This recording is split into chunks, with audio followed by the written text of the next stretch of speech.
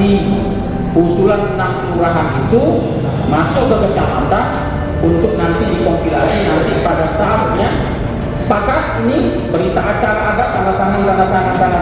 tangan, kemudian ini menjadi bagian dari kami di Bapeda dan akan masuk nanti di Musrenbang Kota Palembang yang akan dilaksanakan pada bulan Maret minggu kedua.